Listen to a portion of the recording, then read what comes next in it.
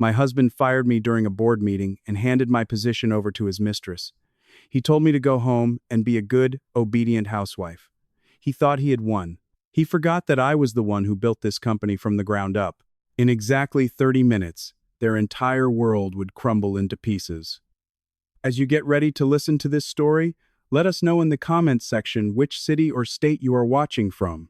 And don't forget to support this channel by liking and subscribing, so we can keep bringing you more fascinating stories. That morning, the air inside the main boardroom on the 15th floor of our Manhattan high-rise felt significantly colder than usual. The air conditioning seemed to be working in overdrive.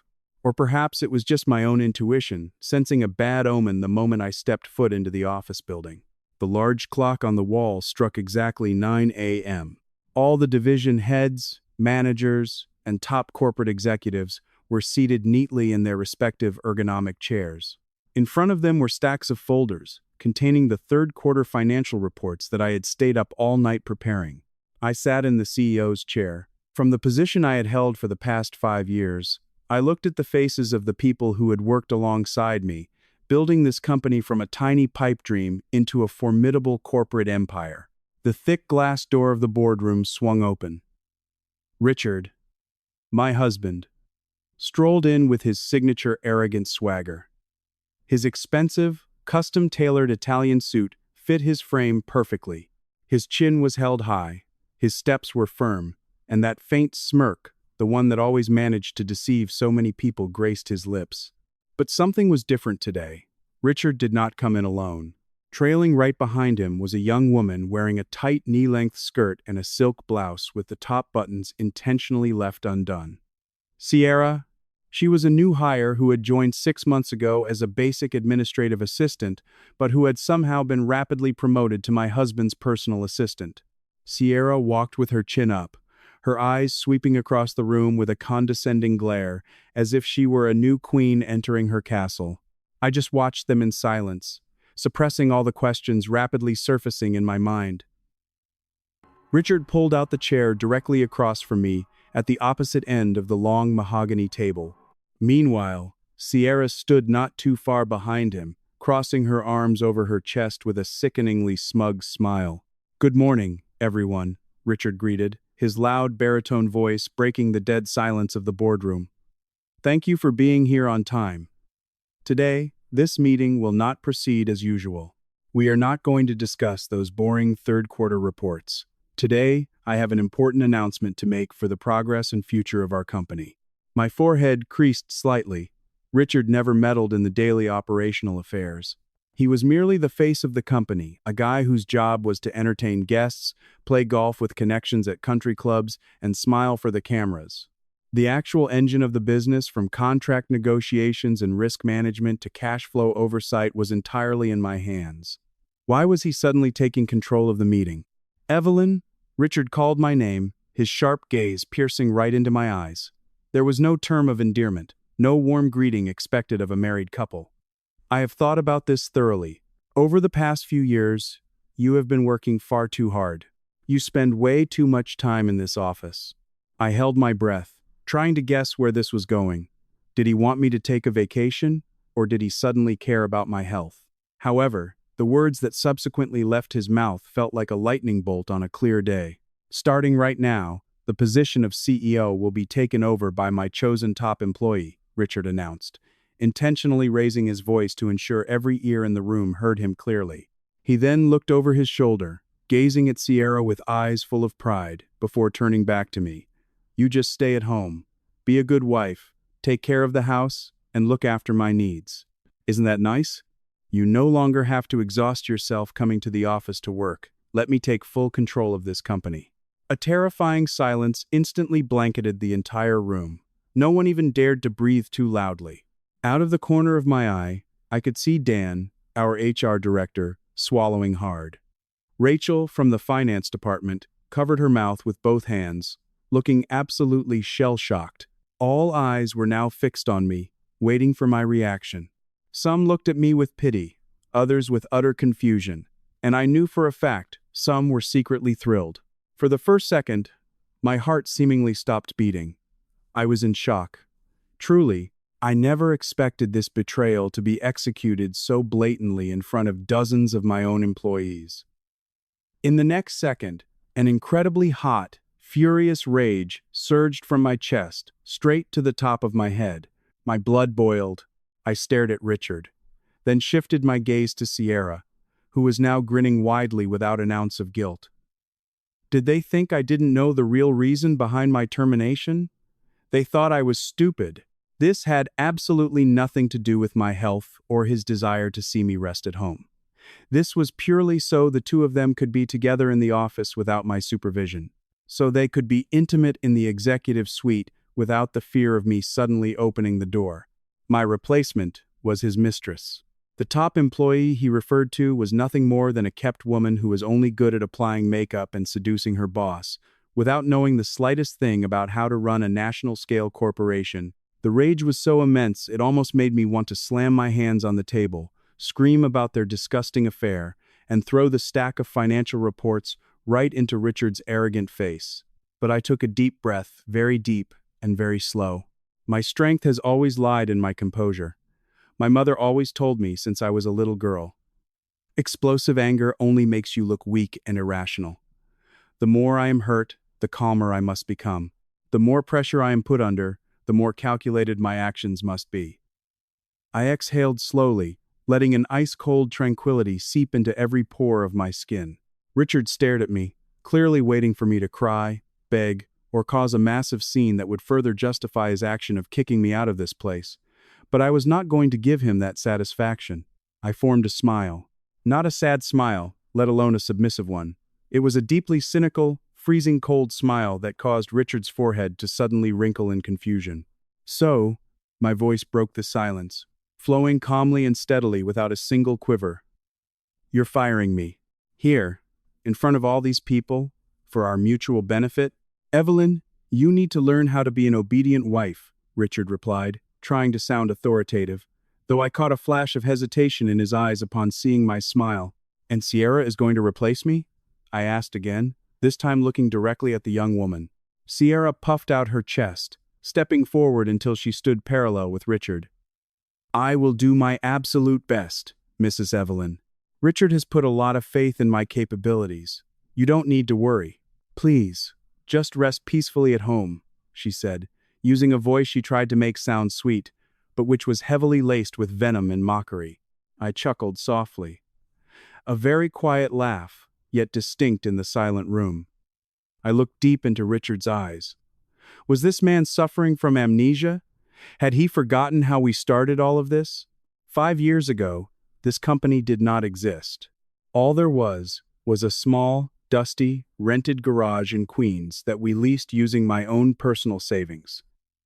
I was the one who drafted the business proposals from dawn until dawn again. I was the one who rode the subway across the city, begging for 5 minutes of time from angel investors to listen to my pitch. I was the one who designed the systems, secured our first client, and guarded the cash flow when we nearly went bankrupt in our second year. Richard? Richard was just a handsome guy who was a smooth talker. He was the storefront display. Meanwhile, I was the foundation, the walls, and the roof of the sturdy building called this company. Without me, this company was just a fragile, empty shell. And now, with pure arrogance, he wanted to seize that shell and hand it to a woman who didn't even know the difference between a balance sheet and a grocery list. All right, I said, standing up from my chair. I smoothed out my tailored blazer calmly. Unhurried, I picked up my expensive Mont Blanc pen, closed my notebook, and slipped them into my leather designer bag. Every movement I made was followed by dozens of pairs of eyes, still wide with disbelief. You're just accepting it? Richard asked. His tone sounded somewhere between relieved and incredulous. He had clearly prepared himself for a long, dramatic screaming match. I paused my movements, looking at him with an expression of pure pity. Of course, my dear husband. If that is truly what you want, I will go home. I will be a good wife and take care of the house. I walked around the conference table, passing by the managers who all lowered their heads. When I reached the door, I stopped right next to Sierra. I turned to her, scanning her appearance from head to toe, then gave a faint smile. Enjoy my chair, Sierra. I hope you know how to use it. My whisper was loud enough for Richard to hear. Then, I looked at Richard for the last time in that room. You said you wanted to take full control of this company. Go ahead, take it. But remember one thing, Richard. Building an empire takes years of blood, sweat, and tears. But to destroy it. I intentionally left my sentence hanging, glancing at the silver watch on my left wrist. 30 minutes is more than enough. Without waiting for his reply, I spun on my heels and walked out of the boardroom. The heavy glass door slowly closed behind me, separating me from my past, from my traitorous husband, and from the company that would soon become the graveyard for their arrogance. As I walked down the quiet hallway toward the elevators, I did not cry. Not a single tear fell. All I felt was an overwhelming sense of relief. The heavy burden I had been carrying all by myself was finally lifted. Richard had made the biggest mistake of his life today. He had awakened a sleeping dragon that had been quietly nursing him. And now, let's see how long they can survive in the hell they just created for themselves. The 30-minute countdown started now. The air outside the corporate building felt incredibly refreshing. The morning sun was shining brightly, as if celebrating my newly found independence today. I walked toward the parking garage with light steps, unlike my usual routine where my shoulders always felt heavy, burdened by monthly targets and corporate revenues. A gentle breeze brushed against my face, sweeping away the remnants of tension from the boardroom. A friendly greeting from Frank, the building's veteran security guard, who had been there since our company only rented one tiny suite years ago, made me pause for a moment. Good morning, Evelyn. Wow, heading out pretty early today. Got an off-site client meeting? He asked, with a warm smile, his hand hovering over the button to open the exit gate. I returned his smile genuinely. Morning, Frank. No, actually. Starting today, I no longer work here. I'm heading home to get some rest, I replied calmly. Frank's old eyes widened in shock. Wait, what do you mean? You own the company. How can you quit? There's been a change in management, Frank. It's okay. You take care of your health and keep up the great work, I said, without intending to explain further. I knew that within the next few hours, the news of my firing would spread to every corner of the building. I climbed into my white Cadillac Escalade, an SUV I had purchased using my own personal dividends, not from the company's accounts, and certainly not with Richard's money. I started the engine, listening to its smooth hum for a moment, and turned on the AC. However, I didn't step on the gas pedal just yet. I pushed my seat back, got into the most comfortable position, and pulled my iPad out of my work bag. 30 minutes. A very short amount of time, yet incredibly crucial. Richard and his mistress might think this company runs on autopilot like a washing machine you just press a button to start. They were blind to the reality that every operational vein of this company was directly connected to me. My name was on the legal documents. My signature was the one authorized by the banks. And most importantly, all main system access, from VIP client data and vendor approval systems to the banking security tokens, were encrypted under Evelyn's personal credentials. My fingers danced nimbly across the tablet's screen. I logged into the company's main server dashboard. It only took a few taps to log in as the super administrator. The first thing I did was revoke all of Richard's access rights. For years, that man only had read-only access just to monitor reports. But now, he wouldn't even be able to check the petty cash balance. Next, I entered the VIP client database system. This was the beating heart of the company. The massive angel investors and corporate giants who injected tens of millions of dollars. They didn't do business with the company, they did business with me. Their trust lay with me, not with Richard, who was only good at talking smoothly. I hit the massive lockout button, changed the master password, and locked the entire database into a private server totally disconnected from the office network. Finally, I disabled the vendor approval portal.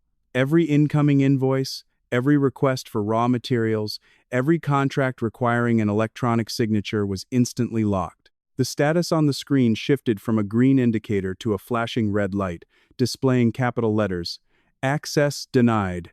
Contact main administrator." I smiled in satisfaction looking at my iPad screen. The company's system was now completely paralyzed. It was like a luxury sports car I had just ripped out the engine. leaving nothing but an empty, useless frame for Richard and Sierra. 20 minutes had passed since I walked out of the boardroom. I tossed the iPad onto the passenger seat and grabbed my phone. I knew the storm was about to hit. Sure enough, a text message popped up from Madison, my fiercely loyal executive assistant. Maddie was the only person in the office who fully understood just how useless Richard was and exactly how hard I worked. Maddie, Evelyn, are you okay? It's absolute chaos up here. After the meeting, Richard brought that woman into your office. But when she tried to turn on the main computer, the screens went completely red. She can't open any client data at all. I laughed softly reading Maddie's text. My thumbs typed a quick reply. Evelyn, I'm doing wonderfully, Maddie. Don't panic. Just enjoy the show. Keep me posted on what happens. It only took 1 minute for Maddie to reply again. Her report this time was longer and more detailed, making it feel like I was watching the panic on the 15th floor in real time. Maddie, oh my God. That woman is literally bawling her eyes out in your office right now because Richard is accusing her of breaking the system. Richard is screaming, calling the IT department, but the IT guys said the system has triple-layer encryption and only you hold the master key. The IT team just gave up. They told him it would take months to hack into the system without your password. Amazing. I could picture Sierra's arrogant face, now streaked with tears and ruined mascara. Where was her brilliance as the top employee? Where was Richard's arrogance, thinking he could just take over everything overnight? Minute 28. My phone rang loudly. The caller ID on the screen made my smile grow even wider. Jonathan Vance, CEO of Apex Dynamics, our largest investor and VIP client who accounted for nearly 50% of our company's total revenue, Mr. Vance was a strict, meticulous, older gentleman who absolutely despised sudden, irrational changes. I let the phone ring 3 times before answering with a calm tone. Good morning, Mr. Vance. How can I help you? I greeted warmly. The voice on the other end sounded heavy and filled with suppressed fury. Evelyn, what the hell is this? I just received an automated system notification that as of today, you are no longer in control of our massive Chicago project, and your position was replaced by Sierra? Who the hell is Sierra? I've never heard her name, I haven't seen her track record, and I absolutely refuse to put tens of millions of my dollars in the hands of some girl who showed up yesterday. I took a deep breath, putting on a tone that sounded apologetic but resigned. I sincerely apologize, Mr. Vance. But this is the absolute final decision made by my husband, Richard, as the president of the company. He just fired me half an hour ago in front of the entire staff. He wants me to focus on taking care of the household and has handed your project over to his personal assistant. There was a brief silence on the other end. I could hear Mr. Vance's rough exhale. Son of a bitch, Mr. Vance cursed loudly. Richard has completely lost his mind. Who the hell does he think he is playing games with my money? Listen to me, Evelyn. I work with that company because of you. I signed that contract because I trust your brain and your calculations. If you're out, I am pulling all my funding today. I deeply appreciate your trust all this time, Mr. Vance. But unfortunately, my hands are tied. If you wish to cancel the contract according to protocol, you will need to contact the new management directly. Please, give Richard a call. Have a good day, sir. I hung up the phone, feeling entirely victorious. I knew Jonathan Vance's character. The second this call ended, he would call Richard and verbally tear him to shreds. Exactly at the 30-minute mark, my phone rang again. This time, my husband's name, my former boss, flashed on the screen. Richard. I stared at the glowing screen with immense satisfaction. 30 minutes ago, he stood like a god handing down a sentence upon me. Now, he was undoubtedly scrambling like a rat trapped in a burning maze. I pressed the accept button and brought the phone to my ear, not saying a single word. Evelyn, Richard's voice was shrill, completely stripped of the authoritative, fake macho baritone he usually paraded. He was panting. I could hear the sound of him pacing frantically back and forth on the other end. What did you do? Why are all the systems locked? What's the password? It can't get in. And why did Jonathan Vance just call me screaming, threatening to pull his funding and sue us for damages? Evelyn, Stop playing games with me. I laughed crisply. A genuine laugh that came from the bottom of my heart.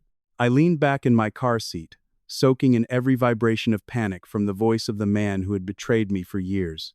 "Oh, why are you so angry, honey?" I replied in a wildly exaggerated, innocent tone. "I'm just on my way home. Didn't you tell me yourself to just stay at home, be a good wife, and take care of your needs?" "Evelyn, this is no time for jokes. Give me the server password right now and call Vance back. Beg him not to pull his money." "Hurry up," Richard barked. My composure was completely undisturbed. "I'm sorry, Richard. From now on, your office affairs are no longer my business. You have your chosen top employee. Isn't Sierra brilliant?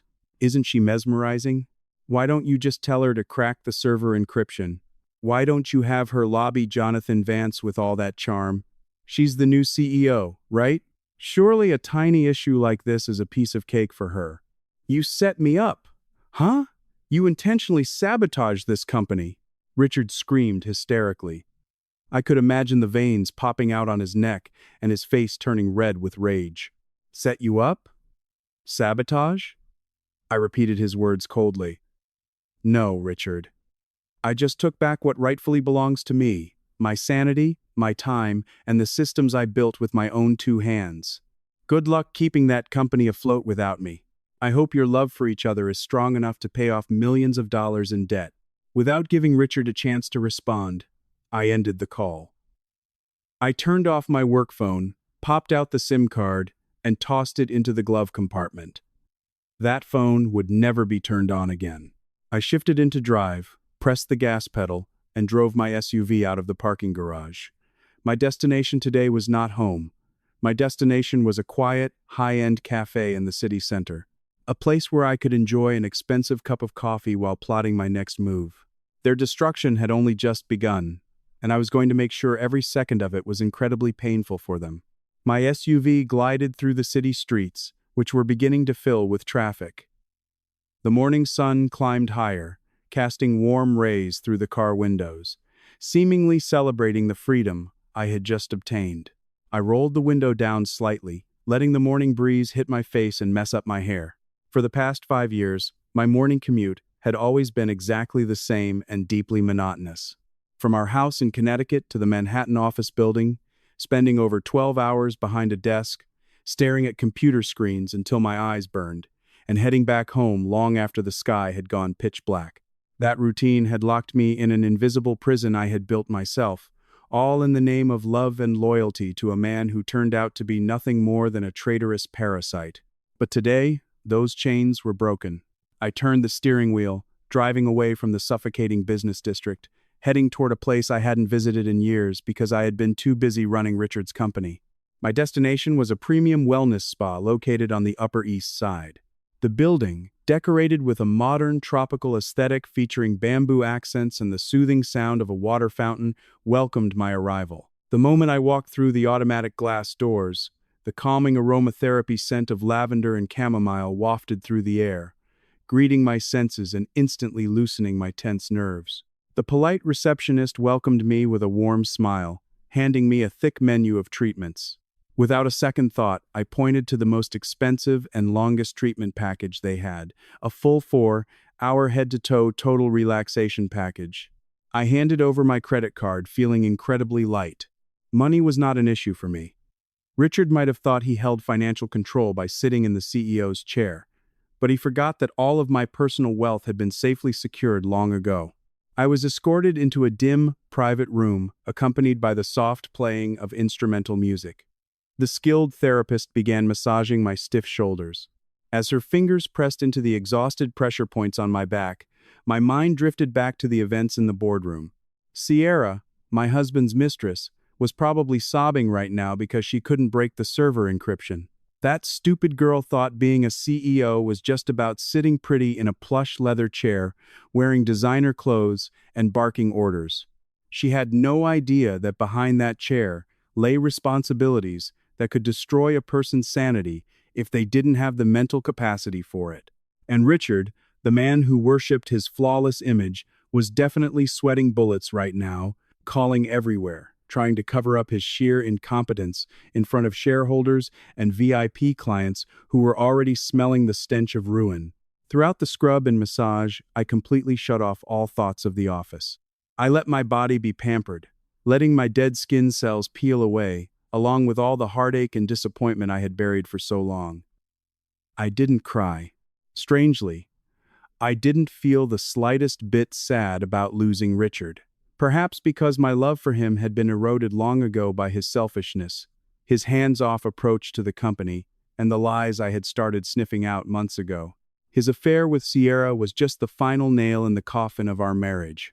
When the 4-hour treatment was over, I walked out of the spa feeling reborn. My body felt incredibly light, my skin was glowing, and my mind was as clear as crystal. I felt much stronger, sharper, and absolutely ready to face the real war. After touching up my makeup and hair, I left the spa and decided to visit an exclusive European-style cafe not too far from there. The cafe was famous for its expensive imported coffee blends and its quiet atmosphere, perfect for finding inspiration. I chose a corner table near a large glass window that looked out over Central Park. A neatly uniformed waiter brought a menu, and I ordered a cup of black coffee, no sugar, and a slice of rich, dark chocolate opera cake. When my order arrived, I deeply inhaled the strong aroma of the coffee, then took a slow sip. The elegant bitterness flowed down my throat, followed by the sweet, decadent taste of the chocolate cake melting in my mouth. For some reason, the coffee I drank today tasted far more delicious than usual. This coffee tasted like victory.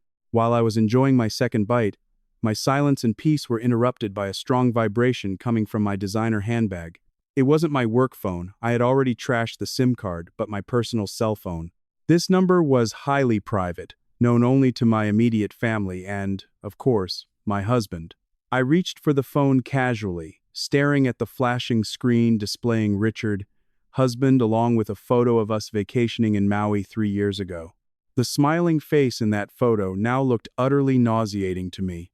I let the phone ring for quite a while, finished my bite of chocolate cake, and wiped my lips with a napkin very slowly. Only then did I press the green button and bring the sleek device to my ear. "Hello, my dear husband," I greeted in a voice so soft, as sweet as honey, entirely contrasting with my heart that was as cold as ice. On the other end, I could hear Richard's heavy breathing, followed by the sound of things crashing and the crying of a woman I recognized perfectly. "Sierra? The situation over there must look like a sinking ship. Evelyn, where the hell have you been? Why is your work phone completely off? Do you have any idea what kind of disaster is happening here? Huh?" Richard's voice boomed through my eardrum, filled to the brim with anger, panic, and overwhelming frustration. He was no longer trying to maintain his dignified image. I laughed softly, stirring my coffee with a small spoon. "My work phone? Of course I turned it off, Richard. I was fired. Why would I keep a phone number paid for by a company that just threw me out? And where have I been? I just finished a lovely spa day, and now I'm enjoying a very delicious cup of coffee. Didn't you tell me to relax and take care of my own needs? Are you insane, Evelyn? This is no time to get revenge in such a childish way. The company is a complete disaster. The logistics system is locked. The raw material vendors are refusing to ship goods because there is no authorization from you. And the bank just called, threatening to freeze our corporate accounts because of suspicious admin credential changes. Give me the master server password right now." Richard was half screaming. His voice sounded shrill and pathetic. "Childish? Revenge?" I asked in a feigned innocent tone, deliberately pushing his emotional buttons further. "I am not getting revenge, Richard. I'm merely following my husband's orders. You said I was too tired from working, and you wanted me to be a good wife at home. You said you wanted to take full control of the company with your chosen top employee. So, I gave the stage entirely to the two of you. Shouldn't you be happy your wife is finally obeying you? Evelyn, please, stop this crazy game. Sierra doesn't understand a single thing about the encryption systems you built. She can't even open a monthly PDF report. If you don't unlock the access right now, we are going to lose contracts from 3 massive clients today. We could be ruined, Evelyn. Our company could go bankrupt." Richard's voice began to weaken. His rage was replaced by a humiliating desperation. Our company? I repeated his words mockingly. Since when is it our company, Richard? When you stood in the boardroom this morning and humiliated me in front of everyone, you very proudly stated you were taking full control. You gave my position to your favorite mistress. You two are in power now. So, fix your own problems. Tell Sierra to use her charm to seduce the bank or have her cry to the vendors so they send the materials. Isn't she your top employee? I heard Sierra's sobs grow louder in the background, followed by Richard barking at her. Shut up, Sierra. Stop crying. You're giving me a headache. Richard snapped at the woman, before returning to the phone with a begging tone. Evelyn, I promise I'll give you your position back. I will make Sierra pack her things and leave your office right now. Please come back to the office. Please fix this mess. I'm begging you. Hearing that arrogant man beg me provided a specific kind of satisfaction that money couldn't buy. But my heart was already sealed shut against him. There is no coming back. It's too late, Richard. You made your choice, and now you have to live with the consequences. Enjoy the hot seat with her. I'm busy. My coffee is getting cold. Good luck saving your sinking ship. And do not ever call me again regarding your ruined company. Without giving Richard a chance to reply, I cut the line and blocked his number. I placed my phone on the table, gazing at the beautiful view of the park outside the window. This cup of coffee truly tasted so much sweeter today. The first victory was secured, and my grand master plan had only just begun. They thought I would be destroyed by this betrayal, but they were dead wrong. I wouldn't be destroyed. I was going to make sure they were the ones leveled to the ground.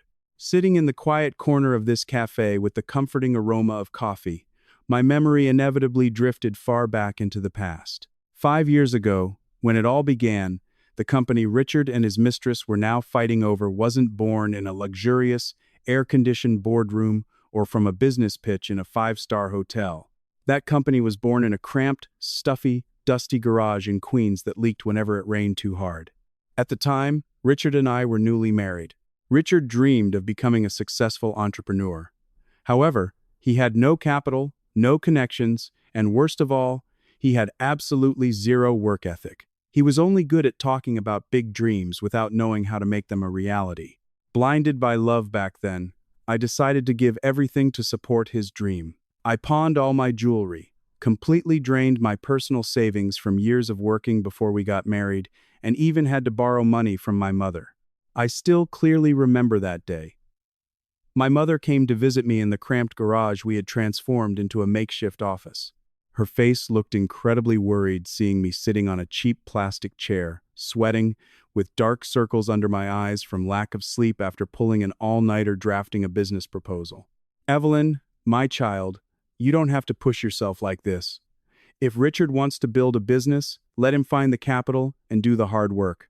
Why are you the one looking like a laborer, not resting for days? My mother scolded me back then. Her soft hand stroked my hair affectionately. I just smiled exhaustedly, assuring my mother that all these sacrifices would pay off. It's okay, Mom. Richard is out there trying to network. We're a married couple, we have to help each other. When this company gets big, you will be so proud of me. While I was bleeding and sweating in that garage designing management structures, minimizing operational costs, and making hundreds of cold calls to potential clients until my voice was hoarse, Richard was busy matching the color of his suits to his shoes. He preferred spending time outside, claiming he was lobbying clients on the golf course or at expensive cafes. In reality, he was just busy building his own personal image. As soon as projects started rolling in because of the incredible proposals I wrote and the technical presentations I delivered, the company began to grow. We moved from the garage to a commercial space. But as the company inflated, so did Richard's ego. He began to feel that this success was purely the result of his charisma and handsome face. He forgot who was the brain behind all the strategies that made the company stand strong. But I was not a stupid woman willing to become a martyr without protection. Since the second year of our marriage, when I started realizing that Richard loved luxury more than hard work, I began taking highly secretive preventative measures. Measures that would now serve as weapons of mass destruction against his arrogance. I finished the last of my coffee and got up from the cafe, My next destination was already scheduled. I drove my SUV to the financial district, where the renowned law firm Harrison and Partners was located. Robert Bob Harrison was a sharp, meticulous senior attorney, and coincidentally, an old friend of my late father. He was the only person out there who knew exactly how deceitful and fragile the company my husband ran truly was. Upon arriving in Bob's spacious office, lined with elegant oak panels, I was immediately greeted with a knowing smile from the middle-aged man with thick glasses. He offered me a seat on a comfortable leather sofa while his assistant served us both a cup of warm green tea. "So, the day we've been waiting for has finally arrived earlier than expected, Evelyn?" Bob asked, crossing his arms on his desk. His eyes radiated the intelligence of a legal expert ready to go to war in court. "Exactly as we discussed last month, Bob. He fired me unceremoniously this morning, in front of the entire board to put his mistress in my chair." I answered in a flat tone, void of any sadness. I opened my bag, pulled out a thick red folder, and placed it on the glass table in front of him. Bob opened the folder. Inside was a stack of photos produced by a private investigator I had hired for the past 6 months. Photos of Richard and Sierra hugging in the lobby of the luxury condo Richard rented for her using company funds. Photos of them kissing in the car, receipts for designer bags, jewelry, and secret vacations abroad.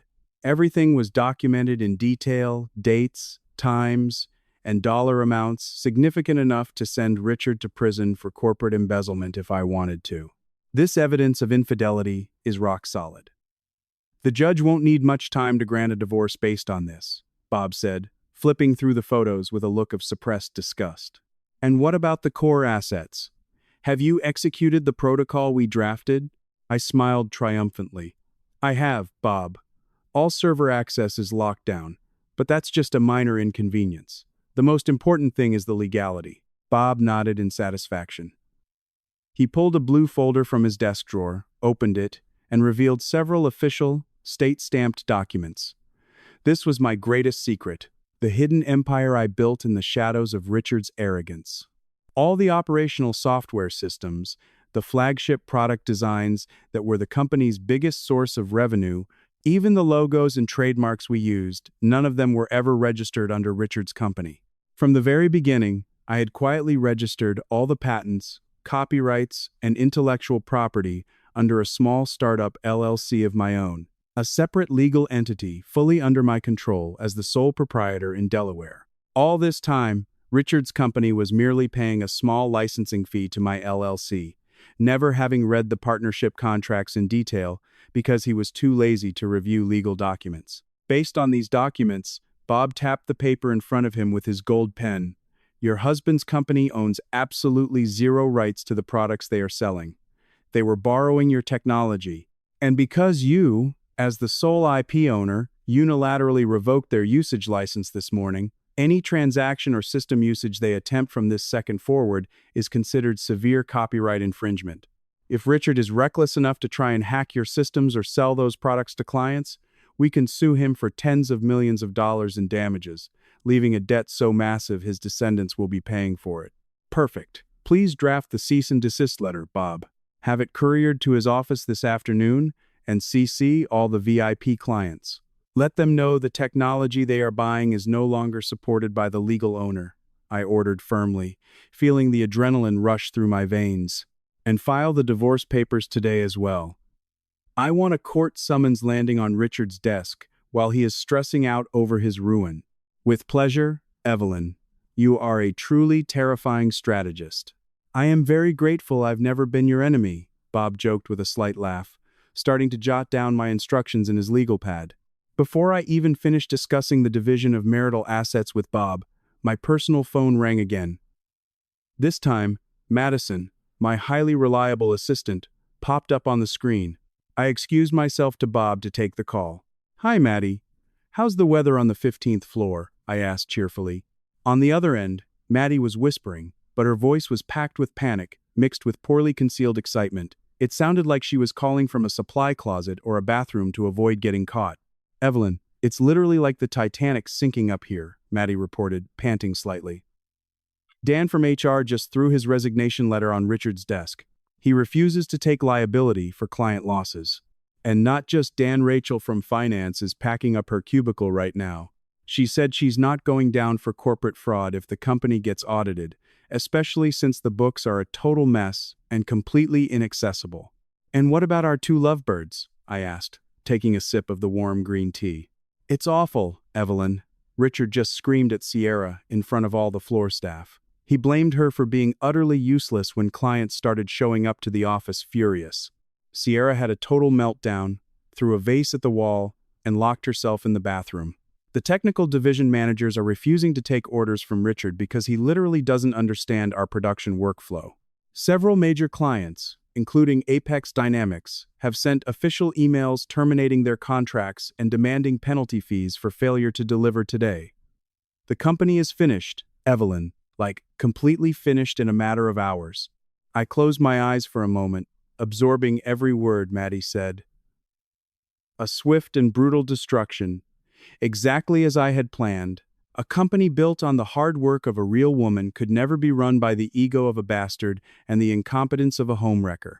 Great job, Maddie. Pack up all your personal belongings. Submit your resignation today.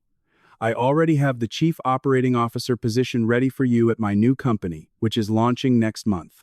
I'll double whatever salary Richard is paying you, I stated confidently, rewarding Maddie's loyalty accordingly. Really, Evelyn? Oh my God, thank you so much. I am typing my resignation letter right this second. Maddie cheered quietly. Pure joy radiated from her voice. I ended the call and looked at Bob, who had been watching me with a smile of admiration. The game had just entered its deadliest phase. Richard and Sierra had dug their own graves incredibly deep. Now, my only job was to bury them with the dirt of regret that they could never dig themselves out of. 3 days passed since the incident in the boardroom. 3 days that felt like the most relaxing vacation of my life, and simultaneously the 3 most devastating days for Richard and his mistress. I spent my time sleeping in, doing light yoga in my backyard, reading books, and meticulously strategizing the launch of my new company. No more deafening morning alarms, no more ringing phones from angry clients, and certainly no more of Richard's arrogant face demanding everything be perfect without him lifting a single finger. This afternoon, I arranged a lunch meeting with Tom Sterling, the owner of the main manufacturing plant that supplied the core materials for Richard's production line. We met at an upscale seafood restaurant in Tribeca. Tom was a tough, no-nonsense businessman from the Midwest who firmly believed in trust as the foundation of business.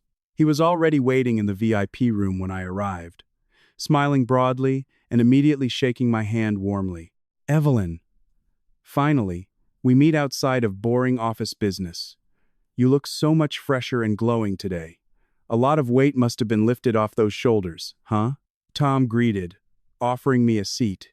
I laughed softly, nodding in agreement. Thank you, Tom. You're absolutely right. It feels like I just dropped a 50-pound backpack. How is the plant doing? My plant is doing just fine, running smoothly. But I think your former company is the one in massive trouble, Evelyn, Tom replied. His tone turned serious, but there was a humorous glint in his eye. He leaned forward, crossing his arms on the table. You know, Richard called me yesterday afternoon?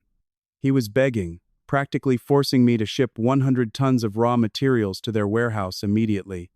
Said he had an urgent project. I calmly took a sip of my iced lemon tea. And what did you say?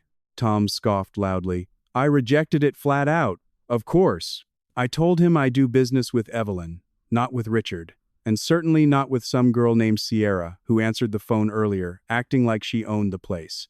All our supply contracts require your digital signature to guarantee payment. Richard was furious. He threatened to find another supplier and cut ties with my factory. An incredibly empty threat. He won't be able to find any supplier on the East Coast who can provide that volume of materials on such short notice without a massive upfront payment, I replied with a faint smile. I knew the market inside out. Tom held a monopoly on high-quality materials, and I had always received special pricing from him purely because of our good relationship and a payment track record that was never a single day late. Exactly. And what made me burst out laughing was when he eventually started begging. His arrogance crumbled in seconds when he realized his production line would halt completely tomorrow morning if the materials didn't arrive. I just hung up on him. I don't waste my time entertaining ungrateful people like him. Tom said with satisfaction. As our seafood platters arrived, my phone buzzed. A message from Maddie. My former assistant had officially resigned 2 days ago, but she still had plenty of friends inside the office who were feeding her live updates about the implosion happening on the 15th floor. Maddie sent an audio file with a short caption. "You have to hear this." Recorded by the janitor cleaning the hall outside Richard's office this morning. I politely asked Tom for a moment to listen to the message. I popped in my wireless earbud and hit play. The recording started with the loud sound of something smashing, followed by Richard's deafening scream. "Are you an absolute idiot, Sierra? How could you sign a contract with Vanguard Enterprises without reading the penalty clauses? Do you realize what you just did?" Richard yelled, his voice shaking with peaking rage. I could hear Sierra's shrill sobbing. "I didn't know, Richard. Their lawyers kept pressuring me. They said if I didn't sign it that exact day, they would cancel the project. I just wanted to prove to you and everyone in the office that I could land a major client too. I wanted to prove I was better than your wife. Better than Evelyn. You are not even a fraction of what she is," Richard roared. His words were thick with regret and absolute despair. Evelyn would never be this stupid. Vanguard Enterprises set us up. They demanded delivery in 3 days, while our production plant is dead because Tom Sterling refuses to send materials. And now, because of your stupidity, we are hit with a breach of contract penalty of $5 million. $5 million. Sierra, where am I supposed to find that kind of money when the banks have frozen all our corporate accounts? Why do you keep blaming me? You were the one who told me I just had to sit pretty in the CEO chair and smile at clients. You told me to replace your wife. If you knew I couldn't do it, why didn't you handle it yourself? You don't know a damn thing about how this company operates either, do you?" Sierra screamed back. Their illusion of true love, the sweet, secret romance they had built behind my back, had shattered into pieces under the weight of financial ruin. Their true colors were out. The parasites that had been eating away at the tree were now choking each other as the tree finally died. "Shut up, you useless bitch. Get out of my office right now. Get out." The sound of a door slamming shut ended the recording. I took out my earbud calmly. There was no anger, no jealousy hearing that they had betrayed me. There was only a cold, calculated satisfaction. The more I was hurt in the past, the more my calmness became a lethal weapon against them today. "Good news?" Tom asked, noticing the smirk on my face. "Very good news, Tom. They just dug themselves a $5 million hole, and they don't have a ladder to climb out," I answered, cutting into the grilled shrimp on my plate. That afternoon, I enjoyed my lunch with an excellent appetite. This plan was moving much faster and more perfectly than I had anticipated. That company was a complex ecosystem that required a brain, meticulousness, and a level of hard work Richard never possessed. He traded a queen who built his empire for a fragile pawn who collapsed everything in a matter of days. After the meeting with Tom, I drove back to my house in Connecticut. The house was incredibly quiet, clean, and smelled wonderful. I had already ordered my housekeeper to pack all of Richard's belongings into several large suitcases and leave them near the garage doors. I also requested 2 private security guards to station themselves at the front gate, giving them specific instructions for tonight. I knew that after hitting every dead end at the office, after screaming at his mistress, Richard only had one destination left. He would come home. Night fell quickly, accompanied by a cold drizzle that made the air feel sharper than usual. I sat comfortably on my living room sofa, reading a book on business investment strategies while sipping hot chamomile tea. The television was on at a low volume, broadcasting the evening financial news. The atmosphere in the house was so peaceful, a stark contrast to the hurricane I knew was raging inside the head of the man who was about to arrive. Exactly at 8 p.m., the harsh sound of a car engine pulled into the driveway. Through the glass window, I could see Richard's luxury sedan parked haphazardly. The door swung open violently, and Richard stepped out. He looked like an absolute wreck.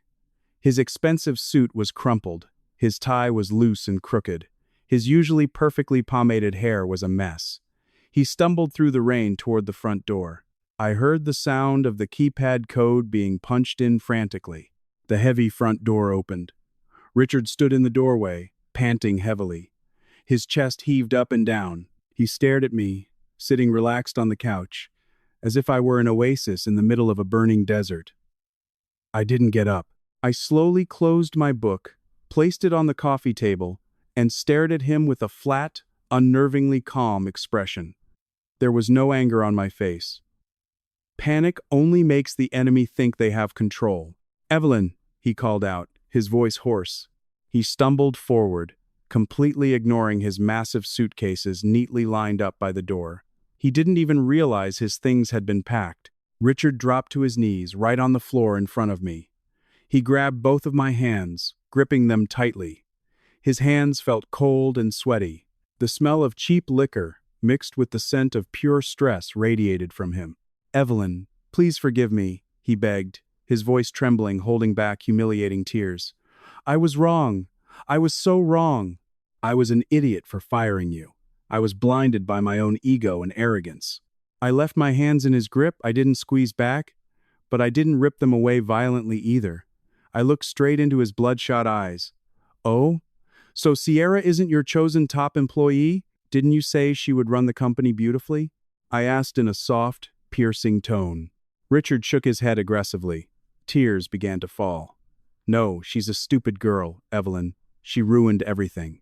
She signed a trap contract with Vanguard Enterprises. And now we're being sued for a $5 million penalty. All the vendors cut ties. The major clients pulled their money. The bank froze our accounts. Our company is completely destroyed. Honey, I fired Sierra this afternoon. I kicked her out of the office. Please come back. You're the only one who knows how to fix this. You're the only one with system access. Save our company. I am begging you." I smiled a thin smile, one that didn't reach my eyes. He blamed Sierra for everything, as if his decision to fire me and hand the company to that woman wasn't his own fault. This man was truly a coward who couldn't take responsibility for anything. I pulled my hands from his grip with a slow but definitive motion. I leaned back into the sofa, looking him up and down, as if looking at a pathetic insect. "I told you in the boardroom, Richard. Building an empire takes years, but destroying it only takes 30 minutes. You didn't believe me?" I said, my voice incredibly stable. "Besides, why should I save your company? Weren't you taking full control? Fix it yourself. It's our company, the company we built together. You couldn't possibly stand to see the results of your years of hard work just destroyed like this, right?" Richard tried to manipulate me, using our past as if it could bait my sympathy.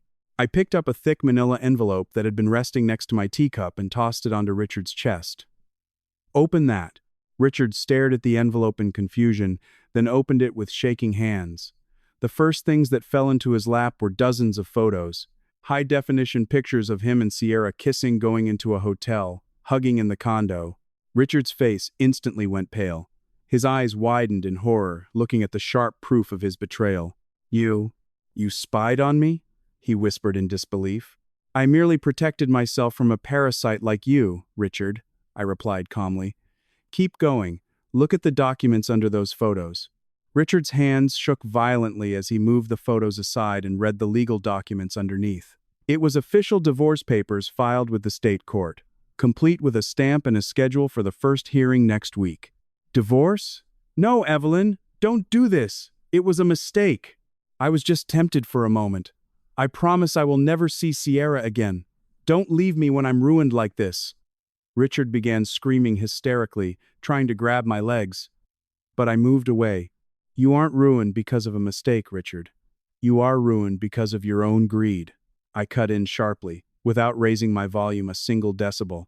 "Inside that envelope are also copies of the legal patents and copyrights. You can read them yourself, assuming you have enough brain cells left to comprehend legal jargon. That company you are so proud of owns absolutely zero rights to the products it's been selling. It all belongs to my private LLC. And because I revoked the licenses, your company is now nothing but an empty shell filled with millions of dollars of debt. Enjoy your bankruptcy." Richard stared at me as if I were a demon that had just crawled out of hell. His mouth opened, but no sound came out. He finally realized just how deep the canyon I had prepared for him was. He realized that all this time, he never had power over me. I was merely letting him feel powerful before pulling the rug out from under him. You are so cruel, Evelyn. You destroyed my life, Richard roared. Desperation morphed his face into pure hatred. He stood up, clenching his fists as if he wanted to hit me. But my composure did not waver. I stood up, staring right into his irises, which were filled with a mix of rage and terror. I simply gave you exactly what you deserve. Now, grab your suitcases by the door and get out of my house. Your house? This is our house. I am your legal husband. I have a right to live here. Richard fired back stubbornly. I pointed toward the door. Check the deed in court tomorrow. I bought this house entirely with my personal money, and only my name is on that paper. You have no right to a single nail in this house. Get out. Richard froze. His breathing was heavy. He looked around the luxury home he had enjoyed for years without having to work hard to pay for it. The bitter reality hit him squarely in the jaw. He had nothing left. His company was destroyed, his debts were astronomical, his mistress had abandoned him, and now his wife was throwing him out like trash. I picked up my phone and hit a speed dial button. Security, please come inside. We have a guest who refuses to leave. Within seconds, the front doors swung open. Two heavily built private security guards stepped in with stern faces. They immediately approached Richard, who was still standing paralyzed in the middle of the living room. Let's go, Mr. Richard. We'll escort you out, one of the guards said, grabbing Richard's arm firmly. Richard didn't fight back. His energy seemed completely drained. He looked at me for the very last time, the look of a man whose pride had been smashed into dust. He stumbled out, dragged by the guards through the doors of my home. They carried his luggage, threw it into the trunk of his car, forced him inside, and kicked him off the property. I stood in the doorway, watching his taillights fade into the heavy rain of the night. There were no tears, no pity. The final burden had been thrown away. Tomorrow, the sun would rise on a completely new story. A story where the queen sits on the throne alone, without a parasite draining her power. The news the next morning was the perfect start to my day. I sat comfortably in my dining room chair, enjoying toast and a hot cup of tea, while the flat-screen TV in front of me broadcasted a live report from Wall Street. Amanda, a well-known financial reporter for CNBC, stood holding a microphone with the very familiar Manhattan high-rise in the background. Yellow police tape was strung across the main entrance, and an official bank foreclosure seal was plastered clearly over the luxury glass doors. Amanda reported in a serious, straightforward tone that the company led by Richard had officially filed for Chapter 11 bankruptcy after failing to pay penalty fines to several major clients and defaulting on payments to all its vendors. The company's stock had free-fallen to its lowest point in market history in just a matter of weeks. Scandals of fund embezzlement and fatal mismanagement by the new executive board became the front-page headlines of various online business portals that morning.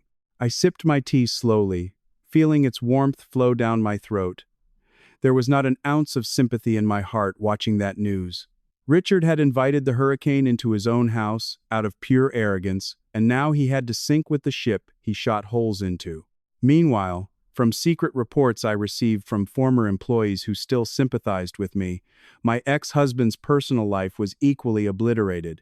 After I unceremoniously kicked him out of my house that night with security, Richard was forced to rent a small, run-down apartment in a sketchy part of Queens. The luxury perks, company car, and unlimited credit cards he had been enjoying using my hard-earned money were fully blocked and seized. And, of course, the illusion of true love he built with his mistress could not survive the harsh test of poverty. Last night, a massive screaming match, complete with the sound of smashing glass, erupted between the two of them.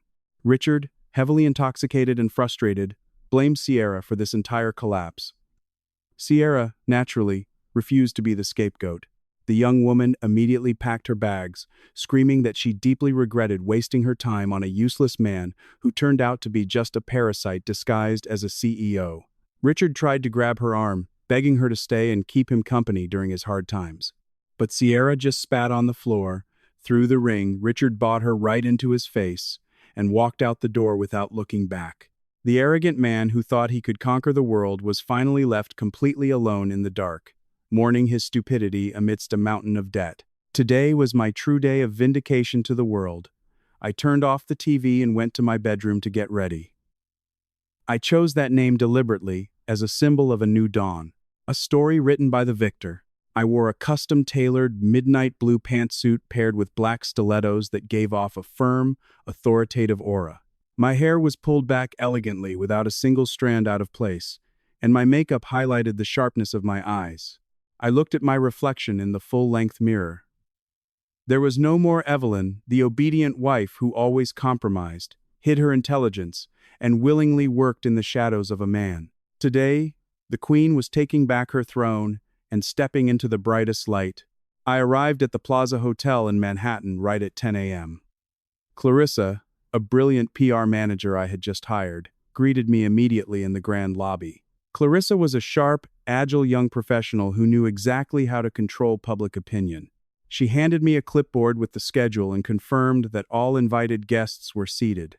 Clarissa walked alongside me toward the main ballroom, giving her final brief. Everything was perfect. The massive banquet hall was packed to the brim. Jonathan Vance, Tom Sterling, and dozens of other massive investors were already seated in the front row VIP section. Journalists from major print and digital media outlets had set up their cameras in the back. Clarissa assured me this would be the biggest, most phenomenal business launch of the year. I just nodded, telling her to ensure the Q&A session went flawlessly without leaving a single vulnerability. The moment the massive wooden doors of the ballroom swung open, the blinding flashes of cameras immediately welcomed me. I walked with my chin up, striding down the red carpet toward the main stage with pure elegance. Thunderous applause echoed throughout the room, especially from the tables of honor where Richard's former VIP clients sat. Jonathan Vance smiled so wide his eyes squinted, giving me a nod of deep respect. They were smart people. They knew exactly who the real brain was behind the success Richard had enjoyed for free. I stood firmly behind the podium, adjusted the microphone, and looked out at the guests with unwavering confidence. I took a deep breath, letting the magnitude of this resurrection soak into my pores. I addressed the guests of honor, business partners, and media with a clear, calm, and commanding voice. I thanked them for being here on this historic day. I told them that many might know me as the behind-the-scenes figure of a company that had recently met a tragic and embarrassing end. However, I asserted that I was not standing before them to mourn or discuss that dark past. I declared loudly that I was standing there to introduce a much stronger future. I clicked the remote in my hand, and the massive digital screen behind me lit up, displaying the Aura Innovations logo, designed to look grand, luxurious, and modern. With immense pride, I introduced Aura Innovations to the world. I explained that this was a technology and business management firm built purely on a foundation of integrity, relentless innovation, and actual hard work. I announced that this company carried all the cutting-edge technology, copyrights, advanced operating systems, and unbeatable distribution networks that had been the secret to success in this industry all along. At the climax of my speech, I announced that as of today, Aura Innovations had officially signed exclusive contracts with the biggest shareholders and investors in the country, taking over all the massive projects that had been delayed. The room erupted into deafening applause once again.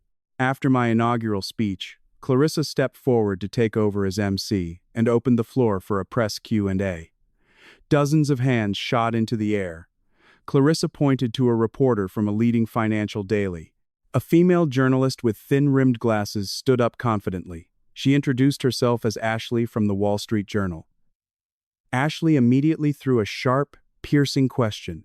She asked about the connection between my new company and my old one. She highlighted the fact that the public knew I had been unceremoniously fired just weeks ago by my ex-husband, whose company was now totally bankrupt. Ashley asked bluntly, "Is the launch of this massive enterprise a miraculous coincidence, or is it a ruthless corporate revenge strategy you planned all along?" I smiled slightly at Ashley's provocative question. I was not triggered emotionally in the slightest. My strength was my calmness.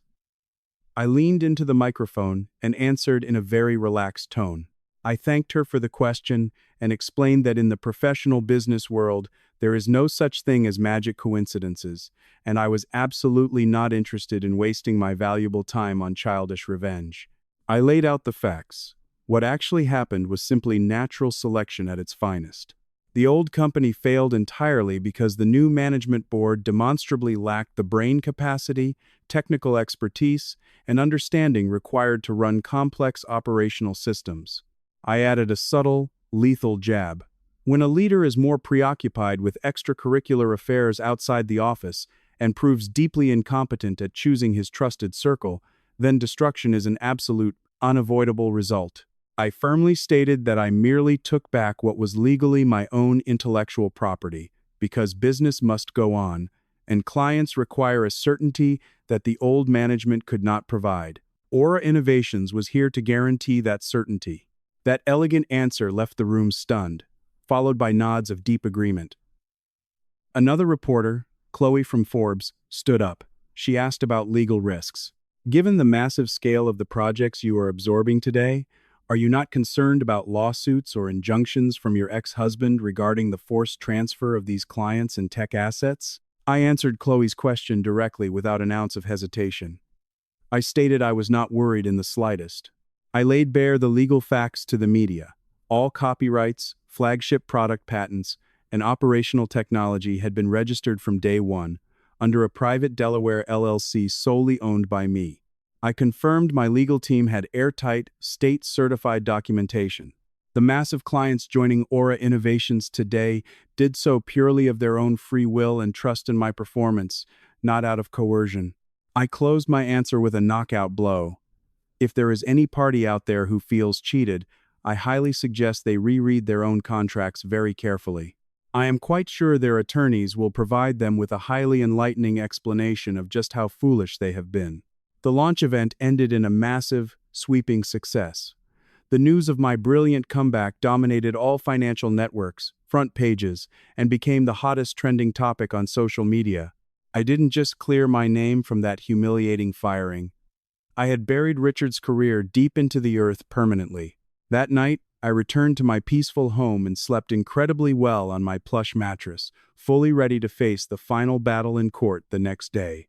The air inside the Manhattan family court building the next morning felt relatively quiet, but carried a thick, tense atmosphere. I walked into the main courtroom with calm, elegant steps, accompanied by Bob Harrison, who was carrying his leather briefcase stuffed with evidentiary documents. Across the long wooden tables, I saw Richard already sitting, his head bowed.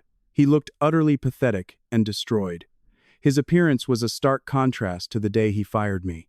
The man was no longer wearing the expensive designer suits he was always so proud of. Today, he wore a basic cotton button-down that looked faded and wrinkled. His face was gaunt, his cheekbones jutted out, and his eyes were sunken with heavy, dark bags, as if he hadn't slept in days. In the chair next to him sat his lawyer, Linda, a public defender or chief attorney who kept sighing heavily and rubbing her temples, looking exhausted and totally over-dealing with a foolish client who had zero hope of winning. The presiding judge, Judge Francis Frank Mitchell, banged his wooden gavel loudly 3 times, signaling that the final ruling was about to commence. The courtroom instantly went dead silent, awaiting the final verdict that would change the course of our lives forever. Judge Mitchell began reading the case summary in a stern, authoritative voice. He recounted the various facts of the trial that had been transparently revealed over the past few weeks, from the undeniable, rock-solid evidence of infidelity by the defendant, to the crystal-clear details regarding the separation of assets. After reading the legal considerations, Judge Mitchell announced his ruling. He stated that based on valid evidence, witness testimonies, a prenuptial agreement, and the legal asset ownership documents submitted by the plaintiff, the court granted the divorce in full, without conditions. Judge Mitchell's booming voice echoed in the room, declaring that full custody of all real estate, including the luxury home in Connecticut, and all liquid assets registered under the plaintiff's name, were awarded entirely back to the plaintiff. The defendant was declared to have absolutely no right to marital assets, as he was proven legally guilty of severe marital misconduct and was proven to have made zero legitimate financial contributions to said assets. The final, fatal blow of Judge Mitchell's ruling came next. The court ruled that all corporate debt, lawsuit penalties, and financial damages resulting from the mismanagement of the company while under the defendant's control were strictly the personal, absolute liability of the defendant. The final strike of the gavel closed the session, simultaneously serving as an inescapable death sentence for Richard. Hearing that absolute ruling, Richard instantly dropped his head onto the table, covering his face with his trembling hands. His shoulders shook violently, his body quivering as he choked on the tears of a regret that was now completely useless. His lawyer, Linda, did not offer a single word of comfort.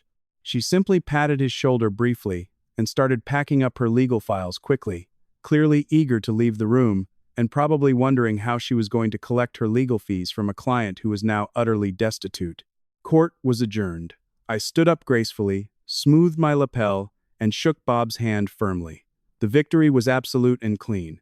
I grabbed my designer bag and walked with light steps toward the heavy wooden doors. But right before I could grab the handle, a hoarse, raspy voice called my name from behind. I turned my head slowly. Richard stood a few feet away, stumbling. His eyes were bloodshot, wet with tears, and his nose was red. He truly looked like a miserable man who had lost his way, crushed into dust, and entirely powerless. I looked at him with ice-cold eyes and asked what else he could possibly want.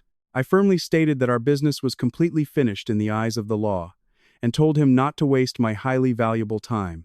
Richard sobbed, his voice shaking, begging me to just listen to him. He offered the deepest apologies in a pathetic, pleading tone. He admitted right to my face that I had been right all along, and called himself the biggest idiot in the world. Richard cried, saying he had traded a brilliant, shining diamond for sharp gravel on the street. He whined about his suffering, about how he had nothing left. He told me Sierra had dumped him and abandoned him.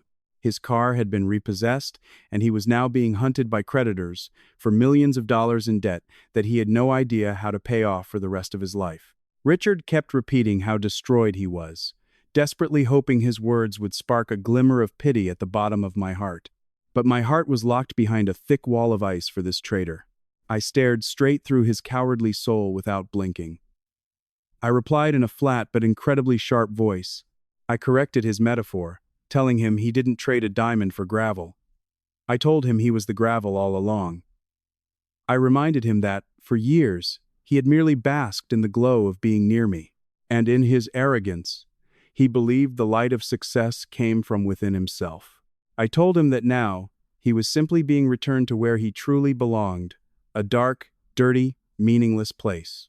I told him to just endure the karma he had built with his own two greedy hands, and gave him one final, harsh warning to never dare speak my name again for the rest of his life. Without wasting another second listening to his response, I turned my back, pushed the heavy courtroom doors wide open, and walked down the marble hallway, leaving the shattered pieces of my past behind forever. I inhaled the air of freedom, and it tasted incredibly sweet in my lungs. 6 months had passed since that historic day in family court. Life moved dynamically and entirely in my favor.